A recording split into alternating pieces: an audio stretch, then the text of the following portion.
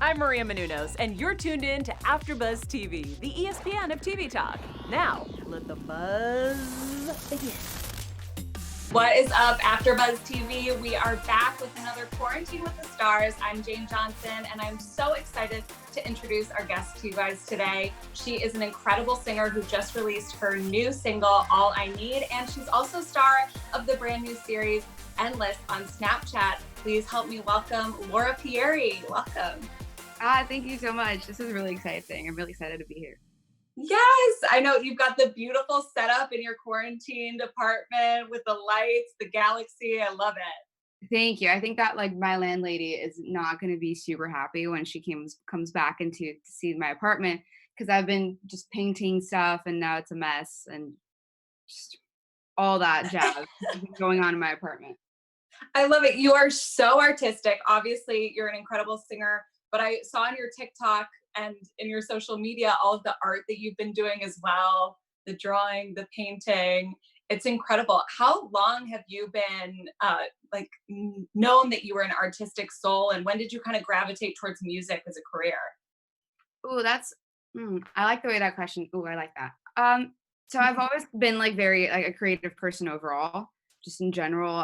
I'm terrible with numbers. I'm terrible with anything that's not up for interpretation, let's say. So since I was very young, I used to just be in my own little world.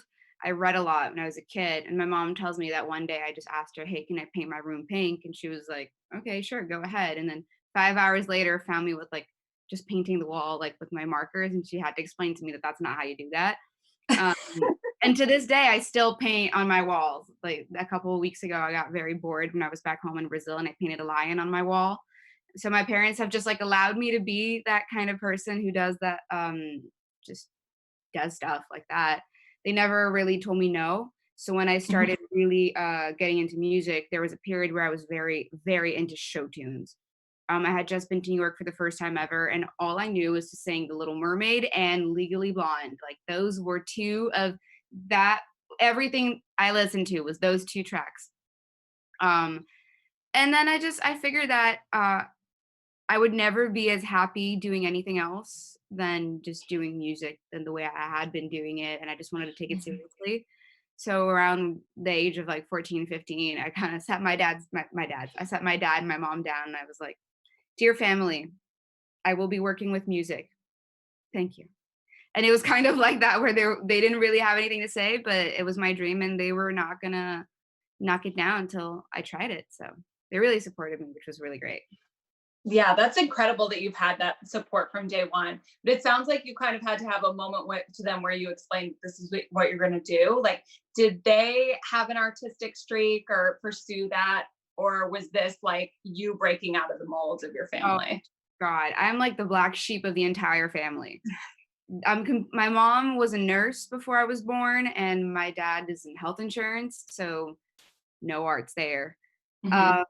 It was just I was always a little different. I really struggled when I was younger, and they really saw that. I didn't do well when I was a little kid in school because I couldn't find a way to just get interested in it.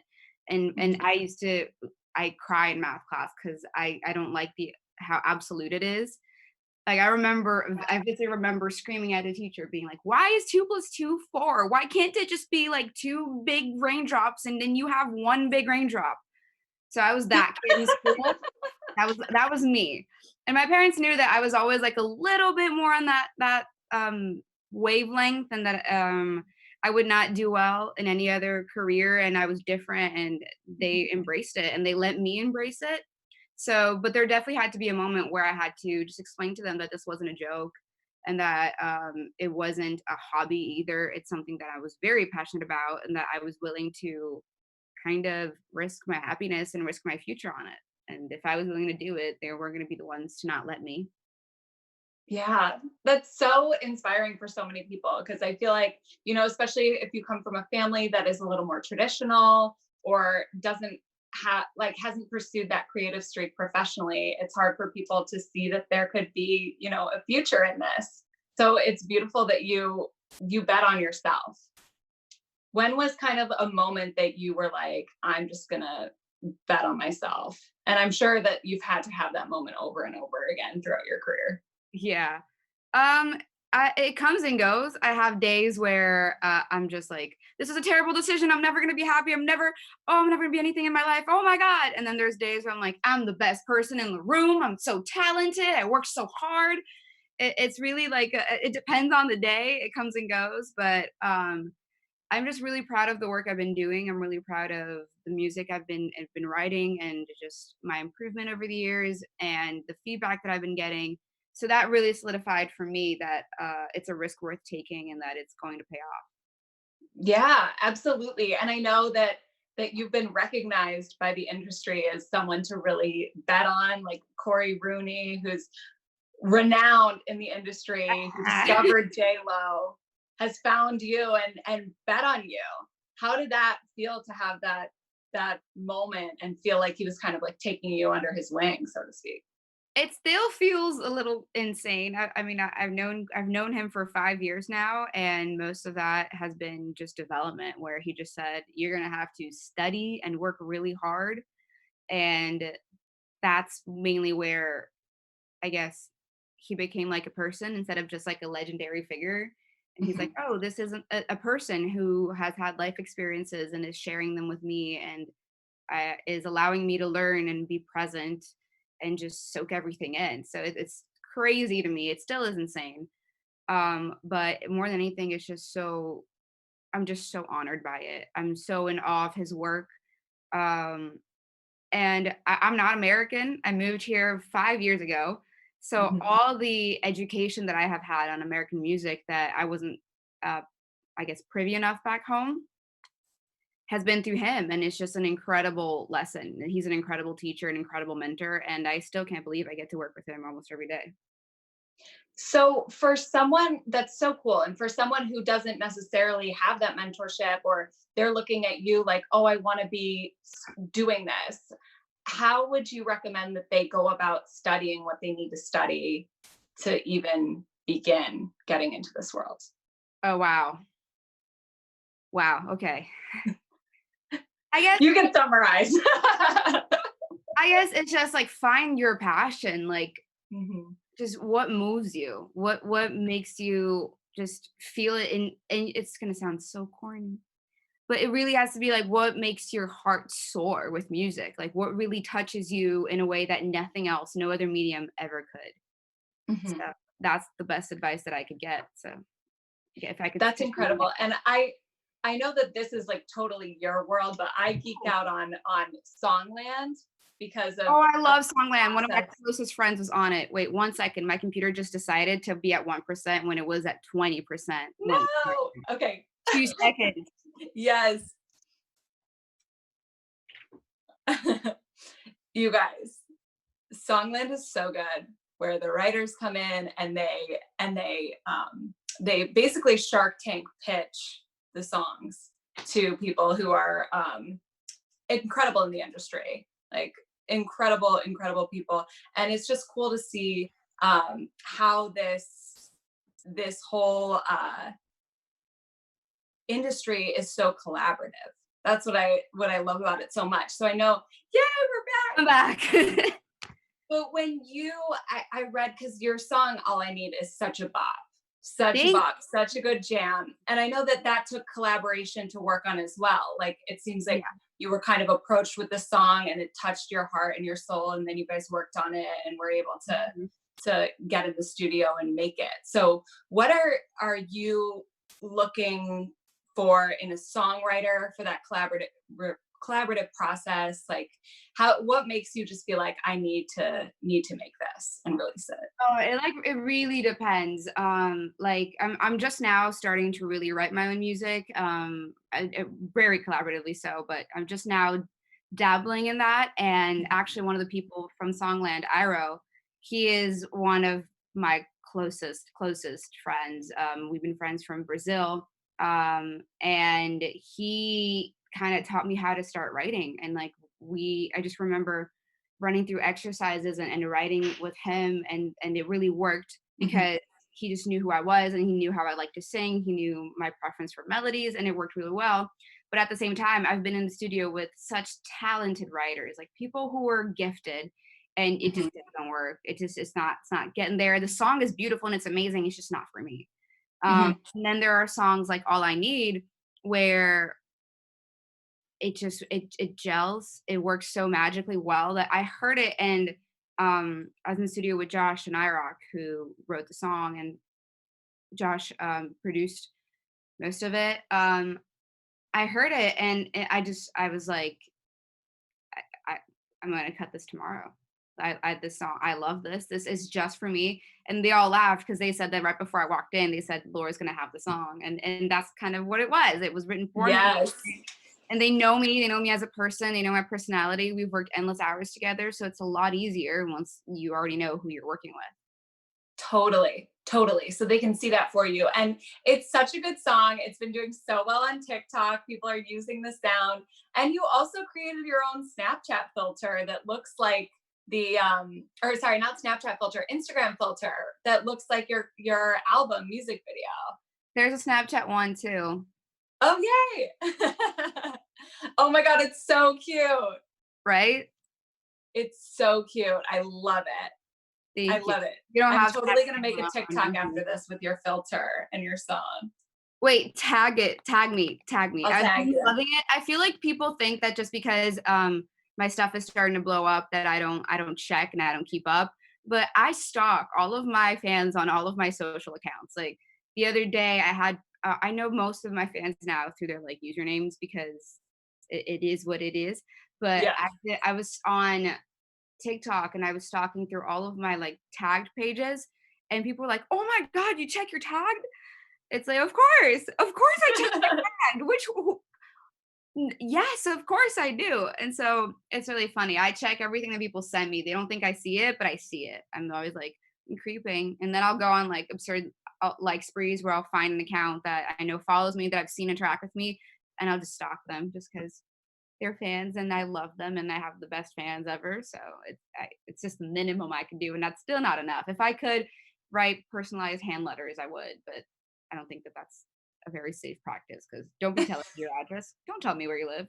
Let's be safe.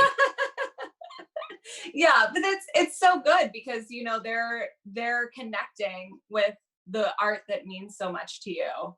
Yeah, And they're the ones exactly. that are supporting you through this journey. So it's great that you do that. I think it's so important. Thank you. I was watching Endless on Snapchat, and I'm curious because I know Summer has kind of spoken out about like how much of it is real and it's like somewhere between reality and scripted.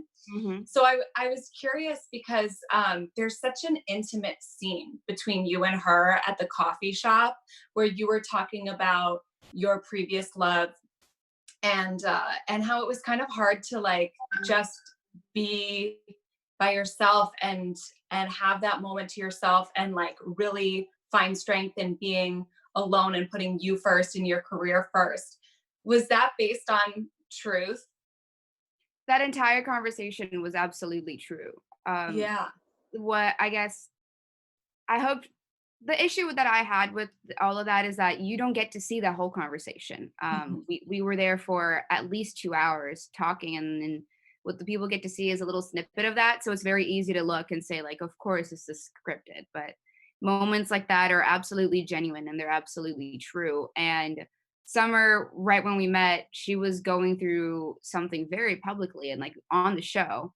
Mhm. Um, and I had gone through something that was similar to some degree, very privately. And so um, I brought it up because I felt like we're all in this together. And if she is going through something new, I wanted to let her know that, like, hey, I've been in a place similar to this and it gets better kind of thing. Yeah. That the work you're doing is going to pay off because you have to think that she was in New York on her own trying something new. And Mhm. not long before that, I moved to a new country, was by myself trying something new. And Mhm. it's very easy to let yourself be defined by others and other relationships that you have. It's so easy to just look at the other person and define yourself by defining them. Mhm. And I guess the first time that I was on my own for a long time, I'm 22, I'm super young, I don't know anything about love. But the first time that I really had to experience self-love and take care of myself and put the work in that I wanted in myself. And I guess instead of looking for affection in other people, I started looking for affection within myself. That's really when my life began to change. And I see, like, I felt like in that moment, I was witnessing Summer go through exactly that, where she put the work in on herself and she wanted to keep a relationship with someone because, like, with probably Dylan, and just to keep that as amicable because they're both really strong parts of each other's lives and nothing that they can do to change that. And just learn how Yeah. to take care of yourself and put that the love that you could give to someone else, give it to yourself. Yeah, I mean, I felt that it was really real. So I was curious, like how much of it was based on your own experience, because you could feel like through the phone screen the emotions that you guys had. So I was curious because it feels like a lot of your new single is based on like yearning for that love that is real and true. And it just kind of, it was a really touching moment that I think that people can really identify with. Yeah, I love that you picked up on that because all I need when I guess when I first started showing it to people, um, I didn't know. So the song to me personally really represents my change in perspective, I guess. I Mhm. think that when I was younger, I used to really fantasize about a like Bonnie and Clyde, emotional, extreme, like codependent love affair. And then now I look at that and I'm like, that's toxic. Let's not do that. Terrible. And I didn't see that. I loved YA novels. I used to read all of them. I was a sucker for all of the TV shows. Vampire Diaries, I'm sign me up. Like, let me look at that really toxic behavior and go, yes. So, and all I need is not that. All I need is the opposite. I get it's my newfound appreciation for how to care for other people and for yourself. And that's what I like the most about the song. And I feel like you can feel that I'm a different person in the sound. It sounds more relaxed. And it's a bop. Like it's a fun song. So that's really where Yeah, I love it the most. it's great. It's such a good song, and I love that you've shared it with all of us, especially at a time when people need to like care for themselves, have some self-love, and also a little bit of hope for finding someone else, you know? It's a hard time to be single. Yeah, are you absolutely. The dating apps are having a field day with everybody. Yeah. But so you've been quarantined at home. I saw that you're doing a lot of art and that you're learning Pro Tools as well. How's that? How's that going? All I can say is, Josh, I miss you. I can't do this. Oh God. It's doing well. It's mainly funny because I'm used to being in the booth and I've never had the experience of being out of it and experiencing what the program itself. And it's a shame because I feel like I should. It's something that's definitely overdue. And I'm actually having a lot of fun with it. I get a little frustrated at times, but it's been working well. I'm having a good time with Pro Tools, but I started experiencing a little bit like messing around with Ableton as well. Mhm. It's very colorful. I love it that because of that. It's so colorful. Uh, Yeah. and I'm just trying. Maybe I'll produce something. Who knows? I'm just allowing myself to really learn something else, and if anything, I'll be able to at least record some ideas for future reference from here. Yeah. That's a great goal. I think it's easy to like, you know, have grand plans for learning all this new tech or new skills in quarantine. And I like that you're just like taking the baby steps towards it and like having fun with it. Oh, but by no means. I have lost my mind entirely. Since the quarantine started, I've dyed my friend's hair pink. I've learned how to stick poke, and I've stick poked two of my friends. I'm learning how to bake and I'm learning how to cook. So basically, I'm losing my mind as well. I just pretend like I have it together. So I know you're in LA now. You were previously, are you still going to NYU? Yes. Is that a like digital learning program that they have, Uh, or no, so I go to just Dallas in quarantine? School of Individualized Studies. So Mhm. by definition, my program is a little bit more flexible than most. But I'm doing a lot of independent studies. They allow you to basically pick up like a research topic and do it on your own. So I've been doing a lot of that. The bad thing with that is that you got to do everything yourself. So Yeah. I meet with the professor every 2 weeks on Skype, and just go through my research this far, and then there are not exams but papers I have to turn in, Mhm. and I'm nearing the end of my course. So I'm gonna have to probably I attend school physically in the summer and in the winter. Clearly not now because of the COVID pandemic, but probably by next year I'll be able to go back to school and not have to do everything online. But supposed to graduate in the fall, probably will graduate in the spring, maybe even later. I'm not really in Yeah. a rush to graduate. My plan is just to do it and to do it well. So I really pride myself in having a good GPA, and I'm not about to lose Yes, that's incredible. So inspiring. You're up to so much. that. Are you are you really majoring in evil? Yes. What does that look like? It's funny. Right over there, I'm writing out my thesis proposal with all of my book requirements, and they're all like the concept of evil by Marcus Singer, or like he did it because he was evil. It's funny. What I look at is mainly behavior, but in the sense of what is evil. That's the question I'm asking in general terms. How do we define it? It's really hard if you ask anybody to define that. They really can't. They just say like, oh, I mean, not to quote Justice Scalia, but they usually say, I know it when I see it, but Mhm. like, do you? Do you though? So that's the question that I'm asking. And I look a lot at behavior psychologically, also like anthropology or patterns of human aggression similar to primate aggression. Some of them are. And then what's the root and all that? And that relates to ideas of masculinity and femininity and gender, and how what are we expected to be like, and how does that relate to our notions of good and bad? And do you define evil as like good versus evil, or is it good versus bad? Like what's the Mhm. opposite of good?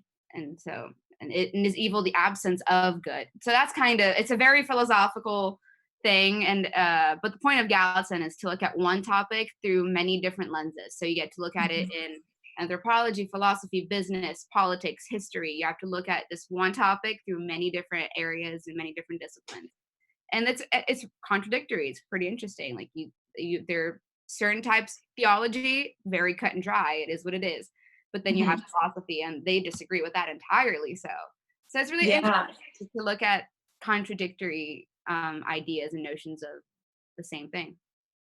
That's so interesting. And I am so excited to see how that inspires your music, because it's such a deep well of interesting topics, ways that you can look at evil, that I feel like you can make such an epic album out of everything that you're learning right now. It's like insane. Absolutely. And I'm so Netflix has excited about helped because there's so many documentaries about all my favorite serial killers. That did not sound right. I do not have a favorite serial killer. I meant that. I keep up with the most. I study them. I Rank your top don't three. condone murder. Let's not. That's awesome. No, I love it. I mean, true crime is thriving right now. It's so popular. People geek out on it. I personally geek out on cults. That's like my weird thing where like psychologically I'm so interested in like how people are pulled into a cult and like Oh, and they're what the the best to look leader. at. Absolutely. Yeah. Are you kidding? I love looking at stuff like that. It's just cult leaders, delusions of grandeur, narcissistic personalities. Yes, let's get those Yes. And going. like people being at their lowest moment and having to like get cracked up. Like I Absolutely. geek Sleep out on it in the deprivation. Don't let weirdest way. them sleep. Cut off contact with everybody else. I love looking at stuff like that. It's so crazy. I love humanity, if that makes any sense. Hmm. It's just Yeah. interesting how we decide to go about our own lives, and the way humans are such a weird group of people.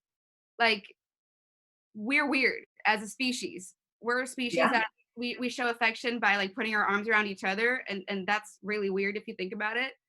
How could you not use the opportunity to study us? Like if you're going to study something, study us. That's what I Yeah.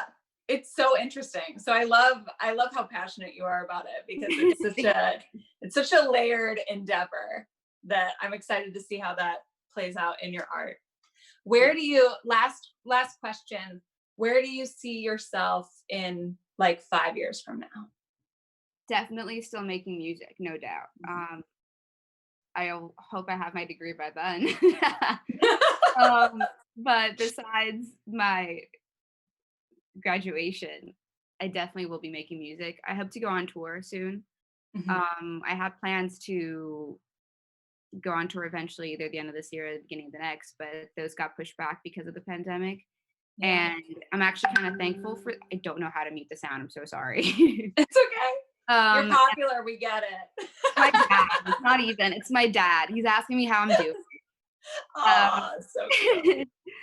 It's mainly. I definitely hope to be touring. I hope to be making more music, and I'd like to. I don't know if I'm gonna be still dabbling in art and visual art. I think I will, but definitely music is the main road here. Everything else is more like a hobby.